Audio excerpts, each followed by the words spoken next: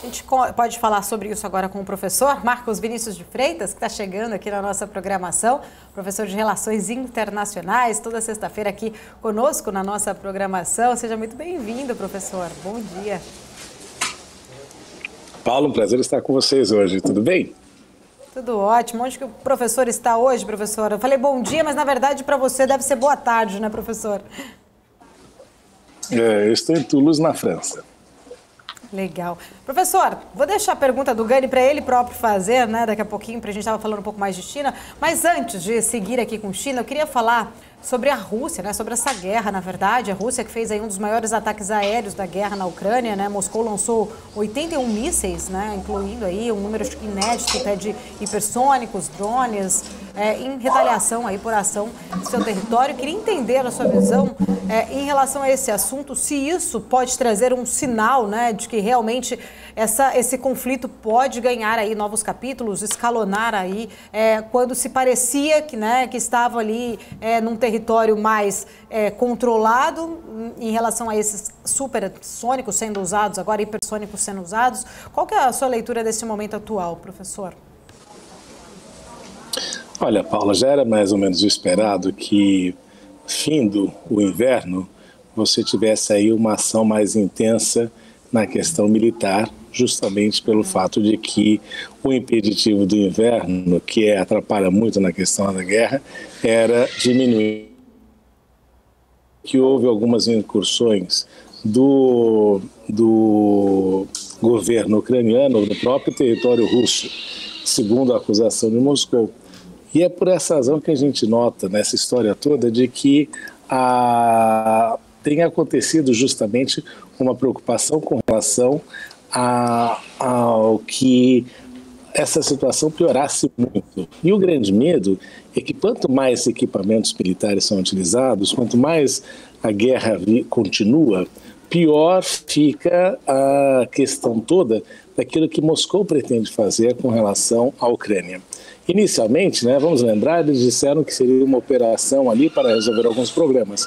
E o grande problema, Paula, é que à medida que a situação intensifica, o custo de recuperação da Ucrânia vai ficando cada vez mais caro. Então, quando a gente olha para aquela situação e a guerra que vem acontecendo, a grande preocupação é justamente o fato de que nós estamos chegando aí num ponto de um crescimento exponencial do custo desta guerra, tanto para um lado como para o outro. E o problema é que nós não vemos aí nenhuma perspectiva de melhora, justamente porque os países que deveriam buscar arrefecer a situação continuam estimulando a continuidade da guerra. Inclusive, na semana passada, né, professor, a gente acompanhou ali, principalmente por parte, acho que foi o Olaf Scholz, se eu não me engano, que trouxe ali, que está mais otimista de que Pequim não vai tomar medidas a favor de Moscou. Eu queria entender a sua visão, o papel da China, né? Foi falado muito na semana passada que a China teria consequências se enviasse armas à Rússia. A China, qual que é o papel, né, da China nesse momento dessa situação delicada em relação a esses novos ataques que aconteceram na guerra lá da Ucrânia? Olha, Paula, com relação à China, o que nós vimos é que o governo chinês emitiu recentemente até um documento sobre o posicionamento do país com relação à guerra, e ele argumentou, e é importante enfatizar aqui, a questão da paz e a questão da utilização dos instrumentos existentes dentro do Conselho de Segurança das Nações Unidas, dentro do cenário do direito internacional, como forma de resolução do problema. A China condena a invasão no sentido de ser uma expansão territorial, mas também condena as inúmeras tentativas feitas pelos Estados Unidos, por outros países do Ocidente, no sentido de expansão da OTAN, violando ali também alguns acordos que aconteceram no pós-Segunda Guerra Mundial e também no período da Guerra Fria, no pós-Guerra Fria. Então a China tem adotado essa postura. Ela obviamente esperava que depois da pandemia da Covid, que nós tivéssemos, e o Gani pode falar sobre isso melhor do que ninguém, uma recuperação em V, justamente como acontece em todas as pandemias. Só que a guerra aí, né, da Ucrânia tem transformado esta recuperação em V num L ou num U, né? E não se sabe quanto tempo essa situação vai piorar. E essa situação vai perdurar. É por essa razão que, quando a gente nota todo este cenário, fica muito preocupante aquilo que tem acontecido. E os chineses têm muito claro isso. Só que eles não vão abandonar a Rússia a sua própria sorte, porque entendem também que o Ocidente está utilizando esta guerra como uma forma de criar um confronto tipo terceira, do tipo Guerra Fria, que não interessa para ninguém. Então a Rússia não pode ficar também, nesse sentido, completamente abandonada, para evitar-se aí que se repita justamente aquele discurso de Guerra Fria, porque os chineses sabem que, terminada a guerra da Ucrânia, a próxima vítima será a China.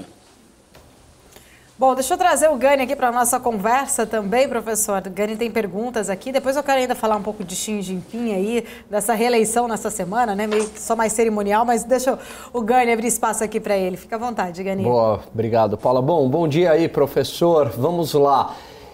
No início da guerra, eu acreditava que seria possível, até um pouco antes de iniciar a guerra, a saída diplomática, né? Quer dizer, se os Estados Unidos não tivessem esticado tanto a corda com a OTAN, enfim, eu acho que daria para ter ali uma saída diplomática, o respeito aos acordos de Minsk.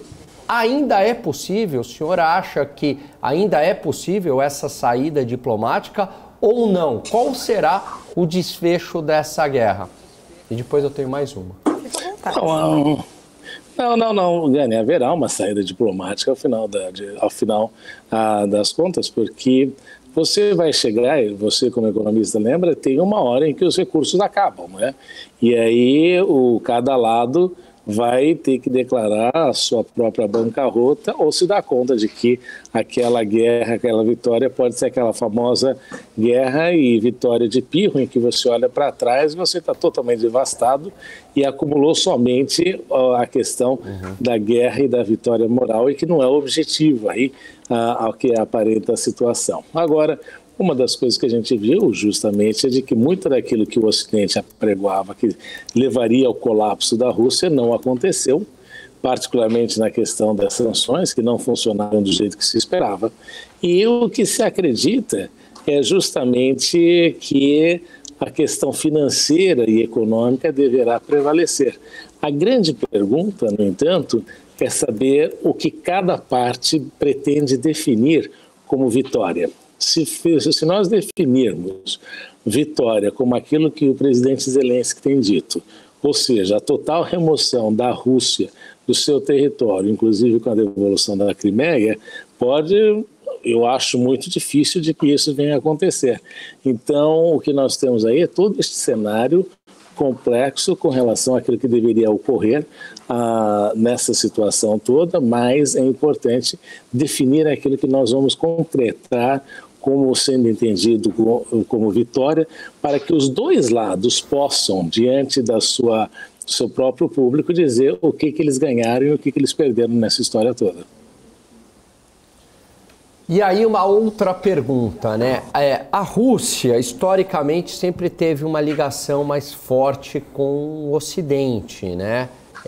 Acaba ficando do lado do Ocidente, foi assim na Segunda Guerra Mundial, mesmo em conflitos no Oriente Médio, apesar das divergências com os Estados Unidos, né? Acaba ocorrendo ali um acordo implícito entre Estados Unidos e Rússia. Só que agora houve uma aproximação da Rússia com a China. O senhor acredita que houve uma mudança de paradigma? Quer dizer, hoje a Rússia está muito mais próxima da China do que do Ocidente? Primeiro, o senhor concorda com essa premissa? E segundo, isso apesar de disputas que já ocorreram no passado entre Rússia e China por questões de fronteira? A China não acredita em aliados, viu? É importante a gente entender isso, porque a China entende que muitas alianças podem levar você a ter de cometer atos que você necessariamente não gostaria de fazer. Né? Então você tem que tomar muito cuidado com quem que você vai para a cama, e é justamente essa questão das alianças que os chineses evitam.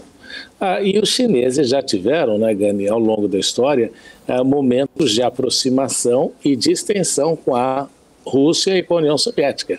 Não vamos esquecer que eles retomam o relacionamento com os Estados Unidos no momento de enorme distensão com relação à União Soviética, a ponto de os soviéticos afirmarem na ocasião que era muito mais perigoso para eles, a Beijing era muito mais perigosa para eles do que Washington, porque justamente entendia ali uma preocupação com relação às alianças do passado.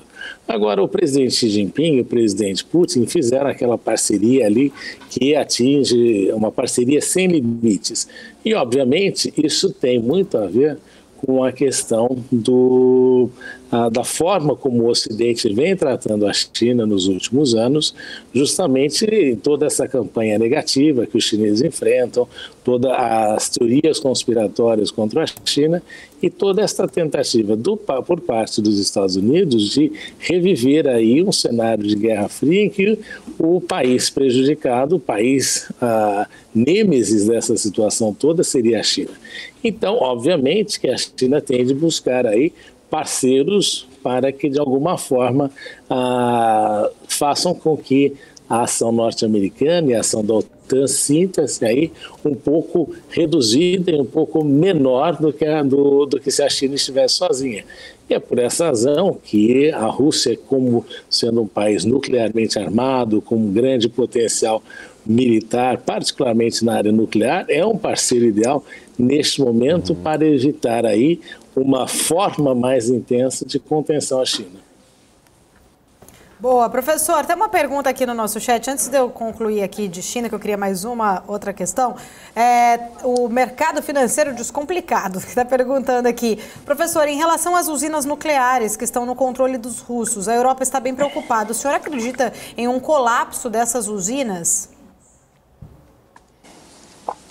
Ainda não, né? Ainda não vimos nada nesse sentido. Mas veja, né, Paula, novamente, naquela questão de definição de vitória. O Ocidente entende, e eu já vi muita gente falando isso, que seria entendido como vitória uma saída eventual, uma troca de regime de Moscou com a saída do Putin. Isso pode levar a uma desorganização do próprio país, Rússia, como nós conhecemos. Se isso acontecer, e se nós tivermos aí uma situação em que outros governos regionais assumam o controle do arsenal nuclear, eu não sei se a política histórica de dividir para conquistar vai ter um impacto tão positivo quanto se espera. Então, é preciso saber, e essa é a grande questão do dia seguinte, né? O que vai acontecer no dia seguinte, porque aqui ninguém é Zorionara para saber o que vai acontecer depois que isso ocorrer. Mas a grande pergunta é, estamos melhor com Putin hoje, administrando a Rússia, ou poderemos ficar pior sem o Putin amanhã? E a gente já viu, em alguns casos, como aconteceu, por exemplo, no caso da Líbia, apesar das enormes atrocidades do Muammar al-Gaddafi, a situação complexa e difícil que o país ficou e toda a instabilidade que gerou a partir da da retirada dele do poder. E o grande desafio é que se isso acontece na Rússia, que tem aí estoques nucleares, armas nucleares e uma situação muito mais belicosa, globalmente falando, se isso não pode ser muito pior do que aquilo que nós efetivamente temos no momento.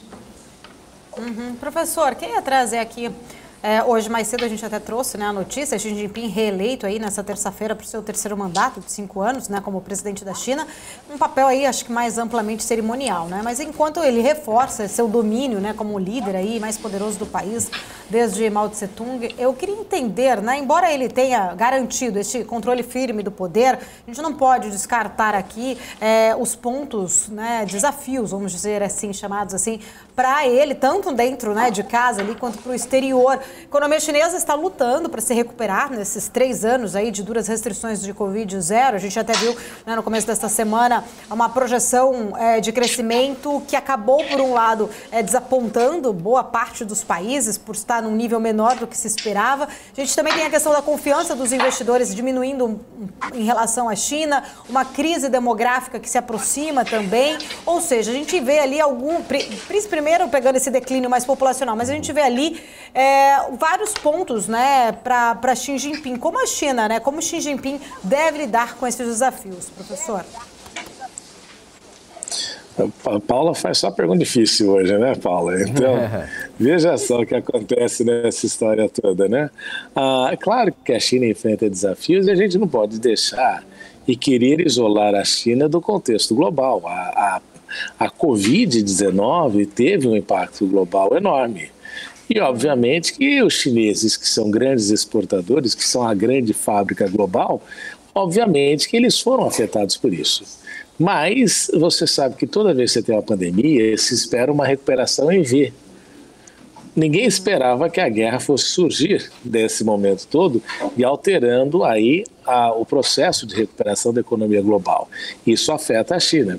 A questão demográfica que está todo mundo falando é uma preocupação, mas é uma preocupação para daqui a uns 15, 20 anos, e os chineses já estão tentando reverter isso, inclusive com a política de 2 ou 3 filhos por casal, que é a grande coisa que eles estão apostando neste momento, embora tenha uma série de dificuldades no sentido de fazer com que as pessoas tenham mais filhos, porque justamente ficou caro ter filhos. Então, esse é um aspecto aí relevante. Agora, ele tem os problemas associados a esta inserção mais ativa da China, que encontra aí com uma reação enorme por parte dos Estados Unidos e de alguns países europeus com relação a um processo de crescimento econômico da China. Mas veja só, né, Paula, hoje, e Glenn, eu estava dando justamente aula aqui em Toulouse, na França, sobre a China. E uma das coisas importantes, um dos comentários que eu faço na aula sempre, é de que os chineses sabiam que um elemento inicial de sua competitividade residia na questão do trabalho barato, não é? De você, de funcionário chinês, do empregado chinês, custar barato. Mas, à medida que os chineses também projetavam que isso eventualmente mudaria, como acontece no processo de desenvolvimento econômico, eles investiram assim brutalmente na questão da infraestrutura, que não tem nada correspondente no mundo hoje em dia. E mesmo que o Ocidente, e com isso, com essa infraestrutura, eles conseguem manter aí o custo logístico chinês muito mais baixo quando comparado mundialmente falando. E o grande desafio que a gente enfrenta aí no Ocidente é que, por mais que as pessoas fiquem falando de tentar aproximar, de criar novos polos de desenvolvimento, até que o processo de investimento em infraestrutura comece a dar resultados, ou até que comece a ser feito e concluído, vai demorar aí pelo menos 2, 3 décadas, e nesse sentido os chineses já terão avançado muito mais. Então a gente criou aí uma dinâmica muito negativa nesse sentido. Por essa razão que hoje em dia, apesar de toda essa situação conflitiva global, tudo isso, é muito difícil de você achar qualquer país que tenha aí a capacidade de substituir a China imediatamente, a não ser que os governos queiram colocar aí uma quantidade enorme de subsídios, e a gente sabe que está todo mundo quebrado para ficar gastando dinheiro à toa. Professor, sempre um prazer falar contigo aqui na nossa programação. Quero agradecer. Obrigada. Até semana que vem. Até semana que vem, Paulo. Um grande abraço para você, para o Gary e para toda a audiência da BMC News. Obrigada. Obrigada, professor. Beijos. Boa semana.